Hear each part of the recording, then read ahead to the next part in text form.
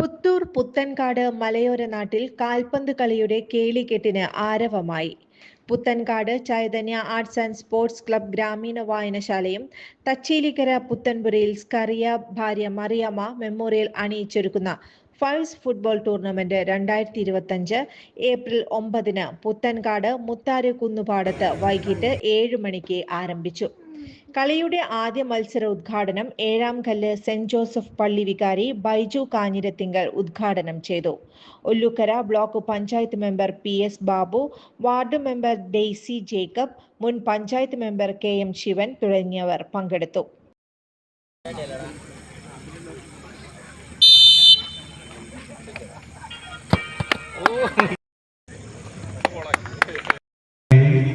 Panchayat member ഇവരുടെ ഇച്ഛാശക്തിയും ഇവരുടെ താല്പര്യവും ഇവരുടെ ചെയ്ത് അത് നിരപ്പാക്കിയിട്ട് വളരെ ഭംഗിയായിട്ട് സാധാരണ ഗ്രാമപ്രദേശങ്ങളിൽ ഈ ഫൈവ്സ് ഫുട്ബോളൊക്കെ കളിച്ചാൽ ഇത്ര നല്ല ഗ്രൗണ്ട് ഉണ്ടാവുക വളരെ വളരെ അപൂർവമാണ്.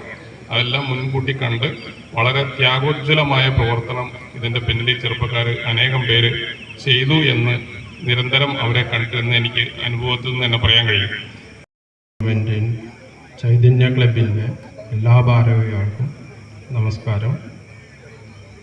ക്ഷേത്രം മൂത്താരുകുന്ന് മൂത്താര് ഭഗവതി ക്ഷേത്രത്തിൻ്റെ മേൽശാന്തി നൽകി ഈ ഫുട്ബോൾ ടൂർണമെൻറ്റിന് എല്ലാവർക്കും എല്ലാ ആശംസകളും നൽകി അവസാനം നിന്നുകൊണ്ട് ഒരു കൂട്ടായ്മയും ഒത്തൊരുമയും നാടിൻ്റെ ഒരു ഉത്സവം ആഘോഷമാക്കുക എന്നുള്ളത് ആ നാട്ടുകാരുടെ ഒരു സംതൃപ്തിയാണ്. ഫുട്ബോൾ എന്ന് പറയുന്നത് ഇന്ന് മറ്റെല്ലാ കായിക പ്രകടനങ്ങൾക്കൊക്കെ അധീനമായിട്ട് കൂടുതൽ ജനവിഭാഗങ്ങൾ ഇഷ്ടപ്പെടുന്നതും ആഗ്രഹിക്കുന്നതും കാണാൻ ആഗ്രഹിക്കുന്ന ഒരു കായിക വിനോദമാണ് ഫുട്ബോൾ എന്ന്. അത് പേശിബലത്തിൻ്റെ ഉണ്ട്, കാൽക്കാരത്തിൻ്റെ ഉണ്ട്, മെയ്വഴക്കത്തിൻ്റെ ഉണ്ട്, പന്തടക്കത്തിൻ്റെ ഉണ്ട്. എല്ലാം ഒത്തൊരുങ്ങി വരുമ്പോഴാണ് അത് ഒരു ഫുട്ബോൾ കളിക്കാരനായി മാറുന്നത്. തീർത്തും നമുക്ക് ഇവിടെ നേരത്തെ പറഞ്ഞതുപോലെ മുൻകാലങ്ങളിലൊക്കെ ഇതേപോലെ ക്ലബ്ബുകളും വായനശാലകളും അതേപോലെ തന്നെ കൂട്ടായ്മകളൊക്കെ ഉണ്ടായിരുന്നെങ്കിൽ അതിൽ നിന്നൊക്കെ മാറുന്ന ഒരു ഇതാണ് നമുക്ക് കാണാൻ കഴിയുന്നത്.